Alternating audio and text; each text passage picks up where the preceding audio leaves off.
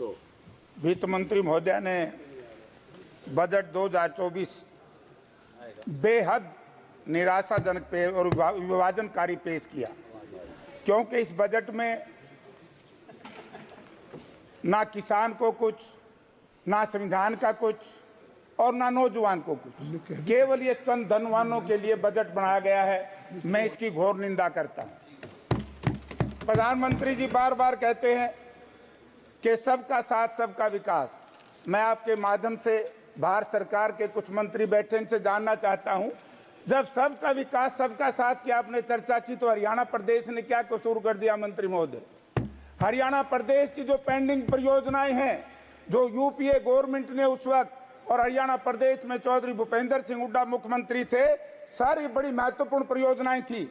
इसके अंदर है कैंसर रिसर्च सेंटर, जिसके ऊपर इतनी भारी यहाँ चर्चा हुई। हरियाणा सरकार ने 300 एकड़ से भी ज्यादा जमीन भारत सरकार को दी, लेकिन भेदभाव की दृष्टि को देखते हुए, क्योंकि हरियाणा प्रदेश में कांग्रेस की सरकार थी, केंद्र में एनडीए सरकार थी, हमारा उस एम्स के प्रोजेक्ट को आधा कर दिया। 11 टावर और बनने थे, सारे बंद कर दिए। रिवाड़ी के एम्स को लेकर के पिछले 7 साल से ड्रामा किया जा रहा है, आज तक उसमें ईंट रखने से सिवाय दूसरा कुछ नहीं किया। हमारा हिसार का दूरदर्शन केंद्र, जो उस वक्त में केंद्र में मंत्री था, हमने बनाया था, इन्हें बंद करने का काम किया।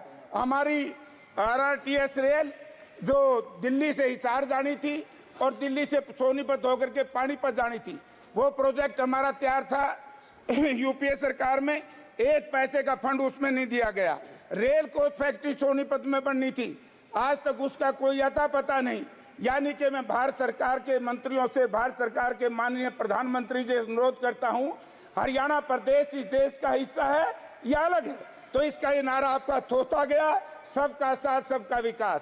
अब मैं चर्चा करूंगा सर 2-3 इश्यूज के ऊपर, क्योंकि एयरपोर्ट का मामला भी अभी हमारा अधूरा हिसार का, उसका यही पता नहीं, कार्गो बनेगा, इंटरनेशनल बनेगा, नेशनल बनेगा। 8 बार सर उसकी उद्घाटन हो चुका है, आज तो शिलान्यास हो चुका है, उद्घाटन उसका नहीं हुआ। 8 साल से केंद्र की सरकार हरियाणा प्रदेश और हिसार की जनता को भ्रमित करने का काम कर रही है। तो अंत में सर तीसरा सर, अब मैं बात करूंगा, मंत्री जी कल कह रहे थे एमएसपी के ऊपर हमने कोई वायदा नहीं किया। मैं आपके माध्यम से केंद्र सरकार के कृषि मंत्री जी से कहना चाहता हूं कि चिट्ठी है भारत सरकार कृषि व किसान मंत्रालय भारत सरकार, पीएम महोदय, वर्तमान गतिशील किसान आंदोलन से लंबित विषयों के संबंध में समाधान की दृष्टि से भारत सरकार की ओर से निम्न प्रस्ताव पेश किए जाते हैं। जिस दिन महोदय समझौता हुआ, भारत के प्रधानमंत्री एमएसपी पर माननीय प्रधानमंत्री जी ने समय और बाद में कृषि मंत्री जी ने कमेटी बनाने की घोषणा की है। एमएसपी के ऊपर सर आज तक किसान मोर्चे को, संयुक्त किसान मोर्चे के लोगों को उसमें शामिल नहीं किया गया। तीसरा एक मारा था एमएसपी को लेकर के बड़ी बेईमानी है। तीसरा एक दूसरा हमारा मुआवजा, प्रधानमंत्री जी की चिट्ठी है, ये कौन विश्वास करेगा? कौन माननीय प्रधानमंत्री जी की गारंटी को मानेगा? मुआवजे का जहां तक सवाल है, इसके लिए हरियाणा और यूपी सरकार ने सैद्धांतिक सहमति दे दी है। सर 3-3 महीने से किसान धरने पर बैठे हैं हिसार में, आज तक हमारे किसान का मुआवजा नहीं मिला। इससे किसान विरोधी सरकार और क्या हो सकती है? पिछले दिनों आप लोगों ने कहा कि हम एमएसपी की चर्चा मैं करना चाहूंगा। किसान के लिए है प्रधानमंत्री किसान योजना, इसमें 6,000 रुपये दिए सर, 6,000 एक साल के। 6,000 में जिस वक्त ये योजना लागू की गई, डीजल का भाव किसान निधि 24 फरवरी 2019 को, उस वक्त डीजल का भाव था 65 रुपए प्रति लीटर। 200 लीटर डीजल भर करके उसमें आपने 6,000 रुपये तो वहीं पूरे कर दिए। आज भाव है 100 रुपए, उस वक्त था 65 रुपए। 2019 में भी 6,000 रुपए किसान निधि और आज 2024 में भी 6,000 रुपए किसान निधि। ये किसान के साथ बड़ा धोखा है।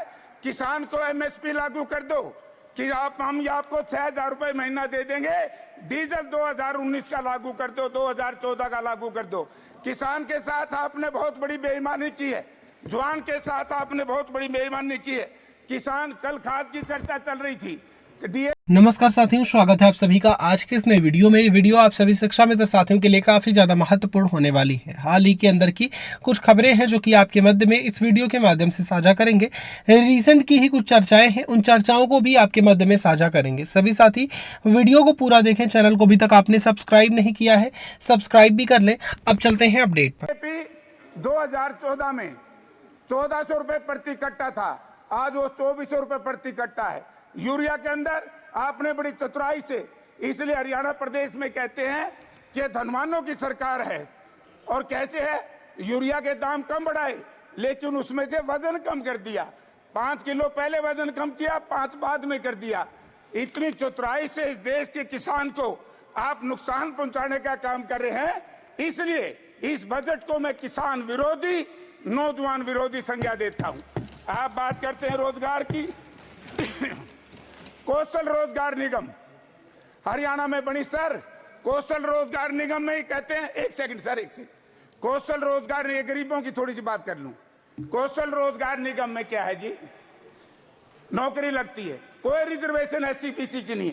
दलितों के साथ, पिछड़ों के साथ हरियाणा में नहीं पूरे देश में धोखा किया गया है। और उसके अंदर सर, जब हरियाणा प्रदेश में कांग्रेस पार्टी की सरकार थी, हुड्डा साहब चीफ मिनिस्टर थे, हम गरीब आदमी को, एससी को, बीसी को 100 गज के फ्री प्लाट दिए।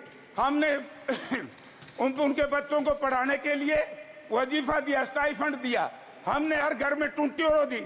हमारी सारी परियोजनाएं बंद करके आप ये ड्रामा करते हो इस देश के दलित के साथ। मैं कहता हूं कि संविधान की संशोधन, एक सेकंड, नरेगा रागी सर, नरेगा रागी बड़ी जरूरी है। देश का किसान लड़ेगा आपसे भी। जब नरेगा, उस वक्त भी मैं मेंबर पार्लियामेंट था, इस देश में यूपीए सरकार में लाई गई थी। डॉक्टर मनमोहन सिंह उस वक्त प्रधानमंत्री जी थे, तो उस वक्त 60 रुपए मजदूरी थी, आज कुल 200 रुपए। अब मैं कहना चाहता हूं कि माननीय राहुल गांधी जी ने कहा था, यदि देश में इंडिया गठबंधन की सरकार बनेगी हम 400 रुपए करेंगे, और हरियाणा ने कहा था हम 600 रुपए करेंगे। मैं आपके माध्यम से सरकार से निवेदन करना चाहता हूं, मनरेगा की मजदूरी 600 रुपए की